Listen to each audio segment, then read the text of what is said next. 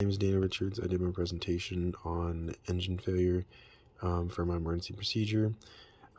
Engine failure is a very important thing to know the procedures for, because if it does happen in flight, you may not have a lot of time to be able to get the plane on the ground safely, and if you know the procedures, it can help you do that a lot faster and safer. It's a very important one they talk about in flight schools, and it's a really good one to know.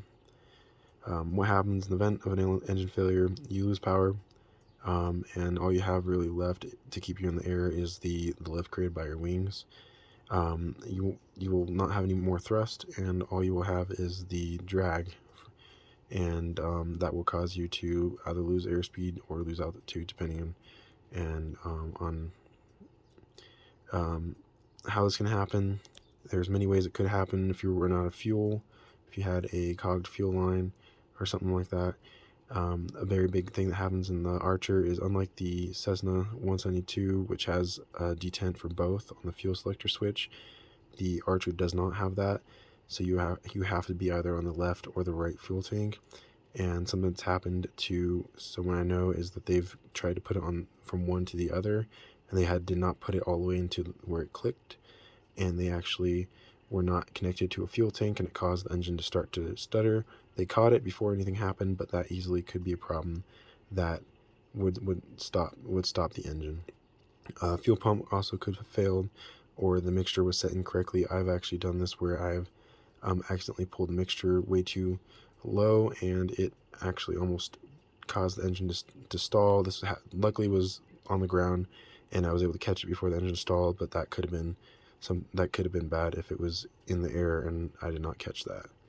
The procedures for the Archer, which is the plane that we fly at my school, would be A, B, C, D, C. Airspeed for the Archer, you want to pitch and maintain 70 knots indicated, and trim the plane to be able to keep that pitch. The best field is where the best landing is suitable for you, and that's closest and safest to land at. You have to remember that, at least for the Archer, you'll be losing approximately 1,000 feet of altitude for every nautical mile. And so even if you're at 4,000 feet, you really only have 3 or 4 miles of range to be able to, before you can find the best area to land.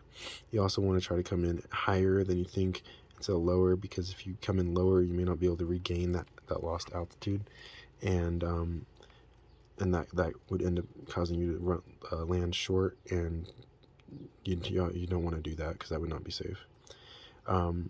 You'd also want to perform a engine restart checklist and try to restart the engine.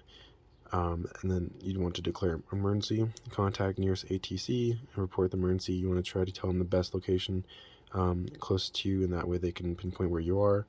And then make sure you want to tell them your call sign and what the emergency is as well. If you don't know who's closest to you, you want to use the frequency 121.5, and you want to squawk 7700.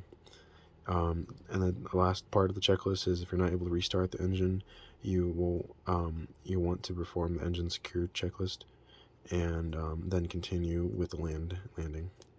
I would use the checklist, and I would immediately get the glide speed into 76 knots. I would look for the best place to land, and I'll make sure I perform all the checklist. I would also make sure the second fuel pump's on and that the mixture wasn't cut off. I would then check to make sure that there was fuel pressure, and I would switch fuel tanks to make sure it wasn't caused by possibly a clogged fuel line from the other fuel thing. If you're not able to restart the engine, and you had to do an emergency landing, once you land, you'd want to make sure that all aircraft systems related to the engine and fuel system are turned off, so that you don't start a fire, especially if there's damage to the plane. You don't know what could cause a fire. If you contact ATC prior, they should hopefully be sending emergency services towards you.